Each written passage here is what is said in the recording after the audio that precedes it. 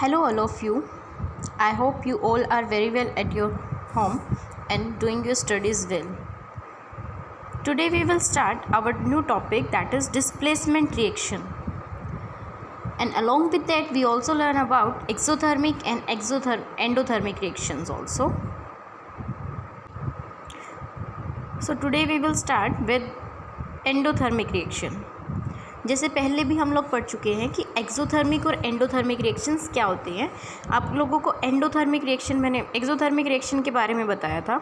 Exothermic reactions, अगर इस word को हम डिसोशिएट करते हैं, एक्सो का मतलब होता है निकलना और थर्म का मतलब होता है हीट.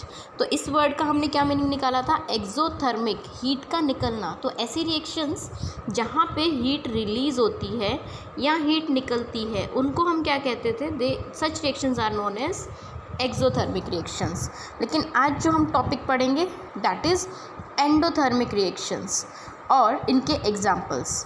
आपको याद होगा कल वाले लेक्चर में हम लोगों ने पढ़ा था डीकम्पोजिशन रिएक्शन, और वहाँ मैंने आपको बताया था डीकम्पोजिशन 3 तरह से हो सकती है. हीट की वजह से भी डीकम्पोजिशन हो सकती है, लाइट की वजह से डीकम्पोजिशन हो सकती है, इसके अलावा इलेक्ट्रिक करंट की वजह से भी डीकम्पोजिशन हो सकती है. ये तीनों ही टाइप की रिएक्शंस जो हैं ये डीकम्पोजिशन रिएक्शंस की कैटेगरीज़ हैं. अगर हम ध्यान से एक चीज़ देखें तो तीनों में एक चीज़ कॉमन है. तीनों रिएक्शंस को करवाने के लिए आपको एनर्जी की रिक्वायरमेंट है. Heat is the form of energy, light is the form of energy and the electric current is also form of energy. मतलब डीकम्पोजिशन रिएक्शन को करवाने के लिए आपको आपके रिएक्टेंट को एनर्जी को एब्जॉर्ब करना पड़ेगा, उसके बाद वो डिसोशिएट हो जाएगा. मतलब जैसे अगर मैं आपसे कहूँ कि आपको अगर किसी चॉक को या किसी पेंसिल को तोड़ना है तो उसके लिए आपको फोर्स लगाना पड़ेगा, एनर्जी आपको लगानी पड़ेगी, तभी वो ब्रेक डाउन होगा. तो इसका मतलब जहाँ पे हम एनर्जी देते हैं किसी भी सिस्टम को या किसी रिएक्शन को होने के लिए बाहर से एनर्जी प्रोवाइड करवाई जाती है, तो वो जो रिएक्शन होती है वो होती है एंडोथर्मिक रिएक्शन. एंडो का मतलब अंदर की तरफ एब्जॉर्ब होना, ठीक है, अंदर की तरफ या फिर गेन करना, एब्जॉर्ब करना. तो एंडोथर्मिक रिएक्शंस क्या हो जाएंगी? ये जो वर्ड है एंडो और थर्म, एंडो का मतलब एब्जॉर्ब करना या इनवर्ड्स, एब्जॉर्ब करना या इनवर्ड्स अंदर की तरफ लेना, और थर्म का मतलब मैंने आपको पहले भी बताया था हीट से रिलेट करता है ये वर्ड. और इसके अलावा हम अगर जनरल बात करें तो एनर्जी भी हम बोल सकते हैं. ज़रूरी नहीं है कि हीट ही हो, लाइट भी हो सकता है, इलेक्ट्रिक करंट भी हो सकता है, एनर्जी आपकी किसी भी फॉर्म में भी हो सकती है. तो यहाँ से अगर हम इस वर्ड को डिसोशिएट करते हैं तो एंडोथर्मिक रिएक्शंस कौन सी रिएक्शंस होती होंगी? Such reactions which absorb heat energy और you can say simple energy from the surrounding to take place. ऐसी रिएक्शंस जिनको होने के लिए एनर्जी को एब्जॉर्ब करना पड़ता है तभी वो रिएक्शंस होती हैं, उनको एंडोथर्मिक रिएक्शंस कहेंगे. और अगर कोई आपसे पूछे कि डीकम्पोजिशन रिएक्शन जो है, ये डीकम्पोजिशन रिएक्शंस को क्या हम एंडोथर्मिक रिएक्शंस बोल सकते हैं? तो आप कहेंगे yes, all decomposition reactions are the examples of endothermic reactions. सभी डीकम्पोजिशन रिएक्शन एंडोथर्मिक रिएक्शन है. क्यों है? सिंपल रीज़न है क्योंकि डीकम्पोजिशन रिएक्शन 3 तरीके से हो सकती है और तीनों ही मेथड्स में क्या है? एनर्जी को एब्जॉर्ब करने की रिक्वायरमेंट है. तो इसीलिए डीकम्पोजिशन रिएक्शन क्या है? आपका एंडोथर्मिक रिएक्शन का एग्जाम्पल है. तो यहाँ पे एक हमारे पास स्लाइड है, यहाँ पे इसमें जनरल आपको कुछ कॉमन लाइफ के एग्जाम्पल दिए हैं जहाँ एंडोथर्मिक रिएक्शंस होती हैं. तो firstly let us see what is the definition. The endothermic reaction absorb heat from their surrounding and feel cold. General अगर हम बात करें तो एंडोथर्मिक रिएक्शंस वो रिएक्शंस हैं जो हीट अपने आसपास से एब्जॉर्ब कर लेती हैं. और अब देखो सराउंडिंग में से हीट एब्जॉर्ब कर लिया तो सराउंडिंग का टेम्परेचर कम हो गया तो हमें कैसा फील होगा? कूल, ठंडा होने का, क्योंकि टेम्परेचर सराउंडिंग का टेम्परेचर कम हो गया तो हमें कूलिंग का इफेक्ट महसूस होता है. क्लियर? तो एंडोथर्मिक रिएक्शंस है. अब फर्स्ट एग्जांपल अगर हम देखें यहाँ पे फोटोसिंथेसिस. सबको पता है फोटोसिंथेसिस कौन सी रिएक्शन रिएक्शन होती है जहाँ पे ग्रीन प्लांट्स सनलाइट एब्जॉर्ब करते हैं और कार्बन डाइऑक्साइड के प्रेजेंस में, सनलाइट और कार्बन डाइऑक्साइड के प्रेजेंस में ग्रीन प्लांट्स अपना फूड बनाते हैं। तो वो एक फोटोसिंथेसिस रिएक्शन है। और फोटोसिंथेसिस रिएक्शन सभी को पता है डे टाइम पे होती है, जब सनलाइट मिलती है प्लांट्स को। रात में प्लांट्स अपना फोटोसिंथेसिस रिएक्शन के थ्रू फूड का प्रोसेसिंग नहीं कर सकते। तो जब तक सनलाइट है तब तक फोटोसिंथेसिस होगी, जैसे ही सनलाइट कट डाउन वैसे ही फोटोसिंथेसिस भी स्टॉप हो जाएगी। इसका मतलब फोटोसिंथेसिस रिएक्शन के लिए सबसे अर्जेंट रिक्वायरमेंट क्या है? सनलाइट या फिर एनर्जी। अगर ये प्लांट सनलाइट एब्जॉर्ब नहीं करेगा तो ये फोटोसिंथेसिस नहीं करेगा। तो इस प्लांट में एनर्जी एब्जॉर्ब हो रही है, तो ये कौन सी रिएक्शन है? This is endothermic reaction. इसके अलावा अगर हम सेकेंड एग्जाम्पल देखते हैं जो यहाँ पे गिवन है, अगर मान लो आपके पास कोई भी एक सॉल्यूशन है, इस सॉल्यूशन के अंदर अगर ये सॉल्यूशन हीट एब्जॉर्ब करेगा बाहर से, तो ये क्या है? मान लो कोई रिएक्शन है, आपकी ये रिएक्शन तब होगी जब आप इसको हीट करोगे। कोई सब्सटेंस रिएक्ट कर रहा है, ये हीट करोगे तब ये रिएक्शन होगी, अदरवाइज़ नहीं होगी। तो हम यहाँ पे क्या कर रहे हैं? इस सिस्टम को या फिर इस रिएक्टेंट को हीट प्रोवाइड करवा रहे हैं।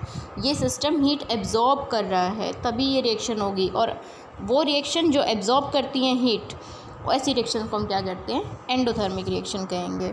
इसके अलावा यहाँ पे देखो डिज़ोल्विंग ऑफ सॉल्ट इन वाटर। आप पानी के अंदर नमक घोलते हैं या चीनी घोलते हैं, जो भी आप कोई भी चीज़ हम डिज़ोल्व करते हैं, नमक होता है NaCl। इस NaCl के डिज़ोल्व होने में, NaCl तब डिज़ोल्व होगा जब Na और Cl के बीच की बॉन्ड ब्रेक हो जाएगी। ये बॉन्ड कब ब्रेक होगी? जब बाहर से एनर्जी मिलेगी। देखो कोई भी फोर्स अगर आपको डिसोशिएट करना है तो एनर्जी लगानी पड़ेगी। Na प्लस आयन है और Cl नेगेटिव आयन है। इन दोनों अपोजिट चार्जेस के बीच में ये फोर्स ऑफ अट्रैक्शन है जिसकी वजह से ये NaCl बना है। अगर ये फोर्स टूट जाए, इनके बीच में पॉजिटिव नेगेटिव के बीच का जो फोर्स ऑफ अट्रैक्शन है वो कम हो जाए, वो ख़त्म हो जाए, तो ये Na पॉजिटिव आयन अलग हो जाएगा और Cl नेगेटिव आयन अलग हो जाएगा। उस टाइम पे ये दोनों हम क्या कहेंगे? वाटर के अंदर डिज़ोल्व हो जाएंगे। जब भी वाटर में कोई सॉल्ट डिज़ोल्व होता है तो उसके कैटायन और एनायन अलग अलग हो जाते हैं। और क्यों अलग हो जाते हैं? क्योंकि उनके बीच में से ये फोर्स ऑफ अट्रैक्शन टूट जाता है, ये फोर्स ऑफ अट्रैक्शन ख़त्म हो जाता है। इस फोर्स को ख़त्म करने के लिए क्या लगेगी? एनर्जी लगेगी। और एनर्जी लगेगी तो ये कहाँ से एब्जॉर्ब करेगा? इस एनर्जी को सराउंडिंग से एब्जॉर्ब करेगा। और अगेन वही बात कि कोई भी रिएक्शन अगर एनर्जी एब्जॉर्ब करता है सराउंडिंग से तो वो कौन सी रिएक्शन होती है? That is the example of endothermic reaction. तो ये आई होप कि आपको क्लियर हुआ होगा एंडोथर्मिक रिएक्शन क्या होती है। तो यहाँ पे अगर हम डिफ्रेंशिएट करें एक्सोथर्मिक और एंडोथर्मिक रिएक्शन के बीच में, तो आपके पास एक स्लाइड है दूसरी। Again we have another slide where we have the difference between exothermic and endothermic reactions.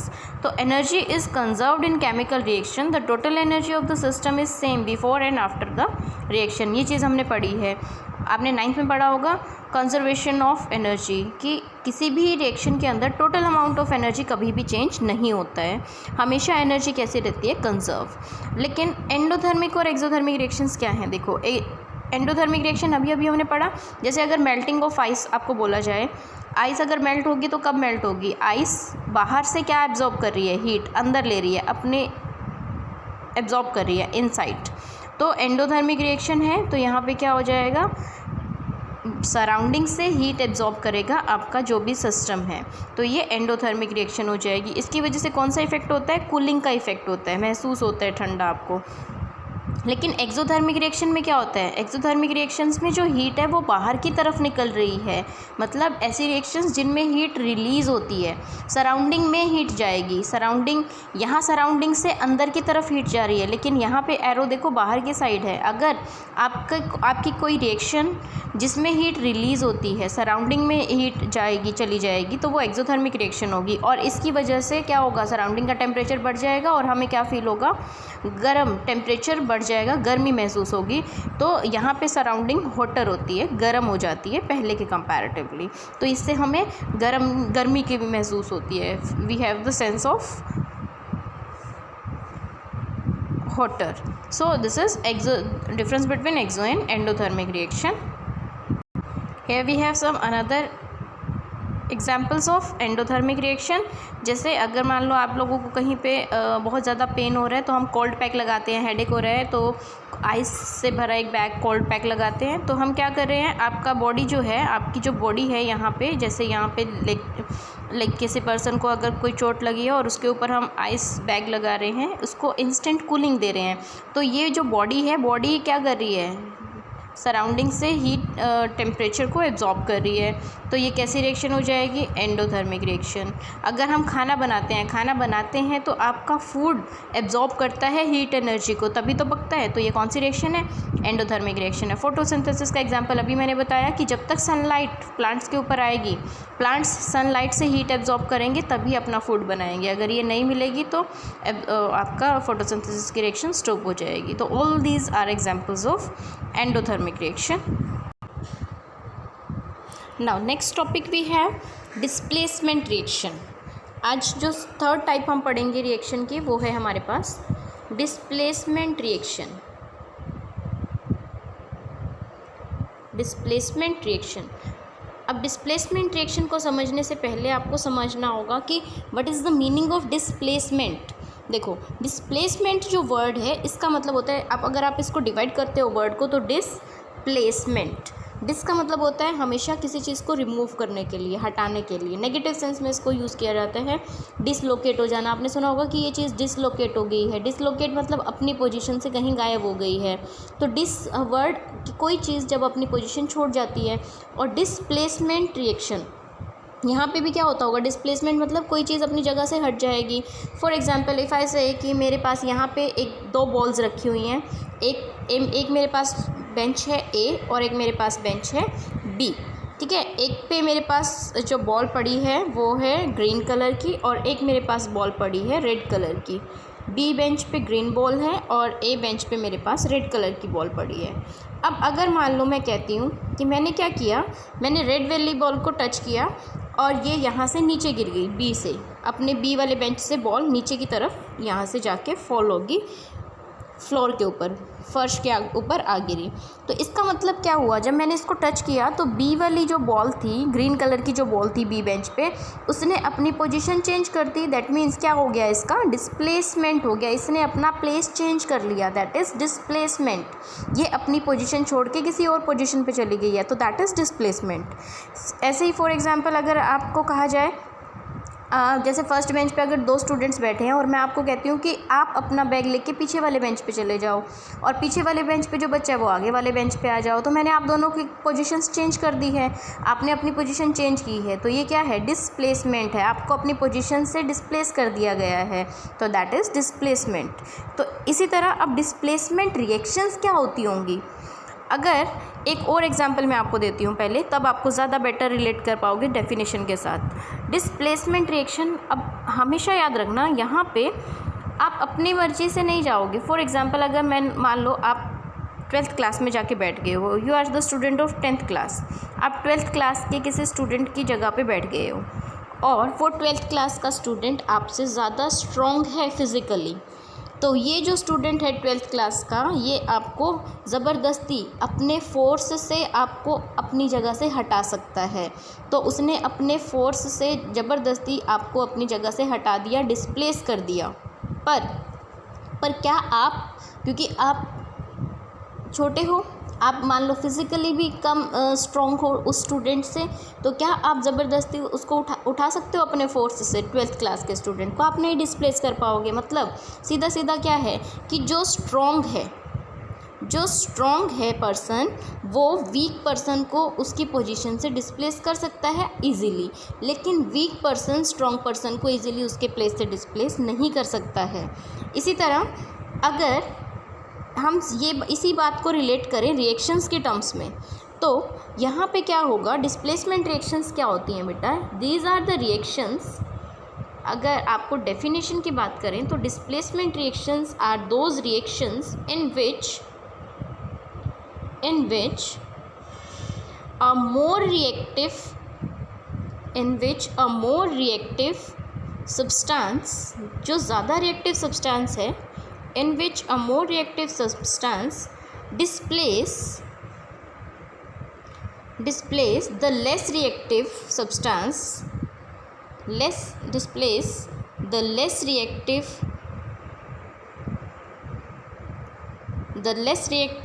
substance from its solution. I don't have space here, so I would write it on this position.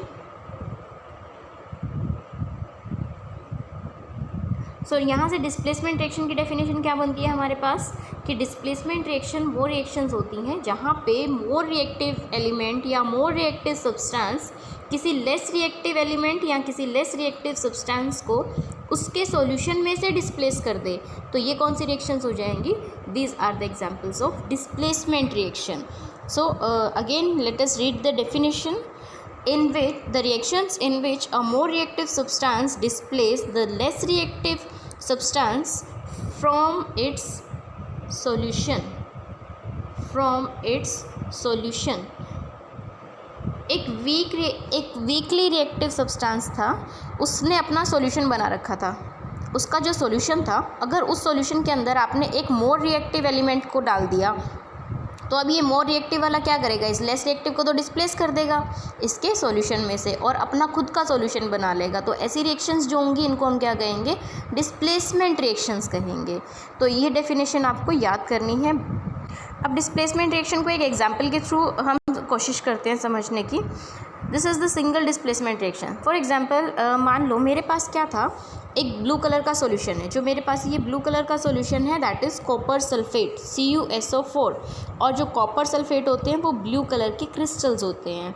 Crystals जैसे आपका जिनका एक definite shape होता है, जैसे चीनी होती है, आपने मिश्री देखी होगी, डेफिनेट शेप होती है, तो इनको हम क्रिस्टल्स बोलते हैं. जबकि चौक जो है, चौक के जो पार्टिकल्स होंगे उनको हम क्रिस्टल्स नहीं बोल सकते. ठीक है. तो ये जो कॉपर सल्फेट है ये ब्लू कलर के क्रिस्टल्स होते हैं. इनको जब आप पानी में डिज़ोल्व कर दोगे, कॉपर सल्फेट के क्रिस्टल्स को जब हम वाटर के साथ मिक्स करते हैं, we add them with H2O, तो एक ब्लू कलर का सॉल्यूशन बनता है और इसको हम कहते हैं एक्वस सॉल्यूशन. AQ सिंबल लिखा मिलता है आपको रिएक्शंस में साइड में. ये जो AQ होता है it stands for aqueous, AQUEOS. Aqueous का मतलब होता है सॉल्यूशन विद वाटर. जब भी आप किसी क्रिस्टल को या किसी कंपाउंड को वाटर में डिज़ोल्व करके सॉल्यूशन बनाते हैं तो हम क्या कहते हैं? एक ऐसा सॉल्यूशन है, दिस इज़ एक्वस सॉल्यूशन. तो मैंने क्या किया, मेरे पास एक एक्वस सॉल्यूशन है कॉपर सल्फेट का that is of blue colour. इसके अंदर मैंने क्या डाल दिया? एक लोहे की कील डाल दी. ठीक है. लोहे की कील मतलब आयरन. लोहा क्या होता है? आयरन. सिंबल होता है Fe. तो हमने अभी तक क्या किया? एक ब्लू कलर का सॉल्यूशन बनाया और वो सॉल्यूशन किसका है? एक्वस सॉल्यूशन है कॉपर सल्फेट का. उसके अंदर मैंने एक लोहे की कील डाल दी और लोहा मतलब आयरन, सिंबल होता है Fe. अगर आप इसको 2 to 3 आवर्स के लिए इसको छोड़ देते हो या ओवरनाइट आप इसको छोड़ देते हो तो हम क्या देखेंगे? मेरा जो ये ब्लू कलर का सॉल्यूशन था अगले दिन ये किस कलर में चेंज हो जाएगा? ग्रीन कलर में. सॉल्यूशन हमने ब्लू बनाया था पर सॉल्यूशन अगले दिन किस कलर का नज़र आ रहा है? आपको फिगर में भी नज़र आ रहा है, डायग्राम में भी, that is of green colour. तो ये ग्रीन कलर हो गया. और जो लोहे की कील थी ना, आयरन नेल, आप सभी को पता है अगर एक फ्रेश आयरन नेल ले, लोहे की कील, तो वो किस कलर की होती है? शाइनी सरफेस होता है, सिल्वर सा दिखता है ना. सबने देखी है लोहे की कील, सबने घरों में यूज़ किया है. सिल्वर से कलर की होती है, फ्रेश, जिस पे कोई भी रस्ट नहीं लगा हुआ, बिना जंग लगी हुई फ्रेश नेल हमने इसके अंदर डाली थी. और तुम दो चेंज ऑब्जर्व करोगे. एक तो ये कि जो एक्वस ब्लू कलर का सॉल्यूशन था कॉपर सल्फेट का, वो ब्लू से चेंज होके कैसा हो चुका है? ग्रीन हो चुका है. और दूसरी चीज़ हम क्या नोटिस करेंगे, जब आप इस लोहे की कील को बाहर निकालोगे, जब हमने ये कील डाली थी तब तो ये सिल्वर कलर की थी, लेकिन अब जब हम इस कील को बाहर निकालेंगे अब इसका कलर हो चुका है, जितना पार्ट देखो सॉल्यूशन में है उतना कलर कैसा हो चुका है इसका? ब्राउन. तो आपकी जो नेल थी उसमें क्या चेंज आया? आपकी जो आयरन नेल थी वो सिल्वर कलर से चेंज हो गई है ब्राउन कलर में, उसमें एक ब्राउन कलर का डिपॉजिट हो चुका है. तो अब ये क्या हुआ और ये क्यों हुआ? देखो क्या हुआ इस रिएक्शन के अंदर. हमने ऐड किया, पहले मेरे पास सॉल्यूशन था कॉपर सल्फेट. इस कॉपर सल्फेट के अंदर मैंने आयरन मिक्स किया, तो रिएक्शन क्या बनेगी? CuSO4 + Fe, that is of copper sulphate solution, और इसके अंदर मैंने क्या डाल दिया था, आयरन नेल। अब क्या हुआ, हमेशा याद रखना, हम अभी नेक्स्ट चैप्टर के अंदर पढ़ेंगे रिएक्टिविटी सीरीज़, और रिएक्टिविटी सीरीज़ आपको ये बताएगी कि कौन सी मेटल किससे ज़्यादा रिएक्टिव है। क्या पढ़ेंगे हम, रिएक्टिविटी सीरीज़। रिएक्टिविटी सीरीज़ क्या है, मैं आपको थोड़ा हिंट दे देती हूँ। रिएक्टिविटी सीरीज़ ना एक लिस्ट है मेरे पास, और ये लिस्ट मैंने किस ऑर्डर में बनाया है, डिक्रीजिंग ऑर्डर में। जो ज़्यादा रिएक्टिव मेटल है उसको पहले नंबर पे, जो उससे कम सेकंड नंबर पे रिएक्टिव है वो उससे कम। इस तरह से मैंने क्या किया, जो सबसे कम रिएक्टिव है वो वाली मेटल सबसे नीचे। तो डिक्रीजिंग ऑर्डर किस बेसिस पे है, रिएक्टिविटी का ऑर्डर। तो मेटल्स की रिएक्टिविटी का डिक्रीजिंग ऑर्डर, इस ऑर्डर को हम क्या बोलते हैं, रिएक्टिविटी सीरीज़।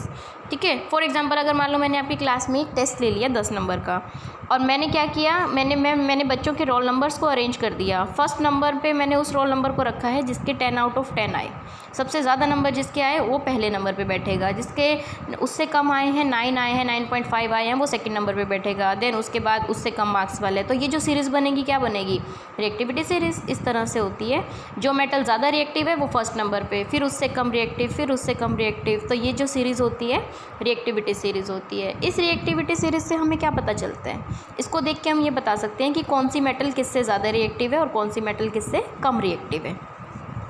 तो अब यहाँ पे जो रिएक्टिविटी सीरीज़ में हम देखेंगे ना, तो रिएक्टिविटी सीरीज़ हमें क्या बताती है, रिएक्टिविटी सीरीज़ कहती है कि ये जो आयरन होता है ना, Fe, that is more reactive than copper. Iron is more reactive than copper. Copper से ज़्यादा रिएक्टिव कौन है, आयरन। अब मैंने क्या किया, सॉल्यूशन किसका था, कॉपर सल्फेट का, और उसके अंदर मैंने ज़्यादा रिएक्टिव मेटल डाल दी, आयरन डाल दिया। अब ये तो वीक है, कॉपर तो वीक मेटल है, और आयरन एक स्ट्रॉन्ग मेटल है। तो आयरन क्या करेगी, आयरन स्ट्रॉन्ग है तो ये क्या करेगी, यहाँ से कॉपर को हटा देगी। ये कॉपर को कहेगी कि मैं ज़्यादा स्ट्रॉन्ग हूँ, तुम यहाँ से बाहर निकल जाओ। तो ये कॉपर को यहाँ से बाहर कर देगी, मतलब डिस्प्लेस कर देगी इसके सॉल्यूशन में से। और पीछे क्या बचा, sulphate ion, this sulphate ion SO4 2 negative. इसके साथ कौन कंबाइन करेगा, कॉपर तो चला गया इसको छोड़ के, इसके साथ कौन अब कंबाइन करेगा, ये आयरन इसके साथ कंबाइन करेगा। जब आयरन सल्फेट के साथ कंबाइन करेगा तो कौन सा सॉल्यूशन बनेगा, it will form iron sulphate FeSO4, या फिर फेरस सल्फेट सॉल्यूशन बन जाएगा। तो अब क्या हुआ, यहाँ पे मोर रिएक्टिव मेटल ने लेस रिएक्टिव मेटल को उसके सॉल्यूशन में से डिस्प्लेस कर दिया, हटा दिया, और खुद का सॉल्यूशन बना लिया, and make solution of itself, FeSO4 solution बना लिया। जबकि सॉल्यूशन कौन सा लिया था, CuSO4 का। क्यों हुआ ऐसा, क्योंकि iron is more reactive than copper. तो यहाँ पे कौन सी रिएक्शन हुई, आयरन ने क्या किया, कॉपर को उसकी पोजीशन से हटा दिया, तो that means that is a displacement. Iron ने कॉपर को उसके सॉल्यूशन में से डिस्प्लेस कर दिया। तो अब बात आती है कि ये कॉपर अगर डिस्प्लेस हो गया तो ये गया कहाँ, इसके पैर तो लगे नहीं है कि ये बॉटल में से यहाँ से निकल के बाहर चला जाएगा। ठीक है, तो ये कहाँ गया, ये जो आपके पास कॉपर था एक्चुअल में ये जाके डिपॉजिट हो गया इस आयरन की नेल के ऊपर। ये जो कॉपर निकला यहाँ से, ये सारा कॉपर निकल के किसके ऊपर जमा हो गया, इस लोहे की कील के ऊपर जमा हो गया। आपको पता है कॉपर मतलब तांबा, सबने देखा है घरों में तांबे के बर्तन, तांबा तो सबने देखा है। किस कलर का होता है, ब्राउन कलर का होता है। नहीं देखा है तो आज मम्मी को बोलना कि हमें तांबा दिखा दो। घरों में हर किसी न किसी चीज़ में होता है, कॉपर वायर होती है घरों में, कॉपर के बर्तन यूज़ होते थे, तो कॉपर मिल जाएगा, ब्राउन कलर का होता है कॉपर। तो ये जो कॉपर था यहाँ से डिस्प्लेस हुआ, वो कहाँ चला गया, वो इस लोहे की कील के ऊपर डिस्प्लेस हो गया, और इस कील के ऊपर जो आयरन था वो कहाँ चला गया, सॉल्यूशन में। उसने क्या बनाया, FeSO4। तो ये जो रिएक्शन थी ये क्या हो गई, डिस्प्लेसमेंट रिएक्शन। और ये जो ग्रीन कलर आया तो ये किस वजह से आया, ये जो ग्रीन कलर है ये है FeSO4 की वजह से, क्योंकि फेरस सल्फेट FeSO4 होता है ग्रीन कलर का और कॉपर सल्फेट होता है ब्लू कलर का। और अब आपसे कोई पूछेगा कि ये जो आयरन नेल है, आयरन नेल के ऊपर ये ब्राउन कलर कहाँ से आया, तो हम कहेंगे कि ये जो सॉल्यूशन में से कॉपर डिस्प्लेस हुआ था, ये कॉपर किसके ऊपर जमा हो गया, इस लोहे की कील के ऊपर आके जमा हो गया, इसीलिए इसका कलर कैसा हो गया, ब्राउन। कील पहले सिल्वर कलर की थी, अब कैसी होगी, ब्राउन कलर की। तो this is the example of displacement reaction. अब ज़्यादा क्लैरिटी से समझ आया होगा। तो डिस्प्लेसमेंट रिएक्शन क्या होती है? Displacement reaction is the reaction in which a more reactive element displace the less reactive element from its solution. जहाँ पे more reactive element less reactive element को उसके सॉल्यूशन में से डिस्प्लेस कर देती है, तो ये रिएक्शन होती है डिस्प्लेसमेंट रिएक्शन। और इस प्रोसेस के लिए, इस एक्टिविटी के लिए इक्वेशन क्या बनेगी? हमने क्या किया, आयरन को ऐड किया किसके अंदर, कॉपर सल्फेट के अंदर, तो iron Fe, copper sulphate CuSO4, और रिएक्शन के बाद क्या हो गया, सॉल्यूशन किसका बन गया, FeSO4 का, तो ये सॉल्यूशन फॉर्म हुआ और डिस्प्लेस कौन हुआ, कॉपर, तो we get copper plus FeSO4. So this is the activity and this is an example to understood the what is displacement reaction. Same example आपकी बुक में भी दिया है, तो आज आप इसको रीड करेंगे, डिस्प्लेसमेंट रिएक्शन को रीड करेंगे। इसके अलावा और भी एग्जाम्पल्स हैं आपके पास डिस्प्लेसमेंट रिएक्शन के, वो सभी रिएक्शंस आप पढ़ेंगे। इसके अलावा you will write down the definition of exothermic reaction, endothermic reaction along with their examples. So this is your today's homework.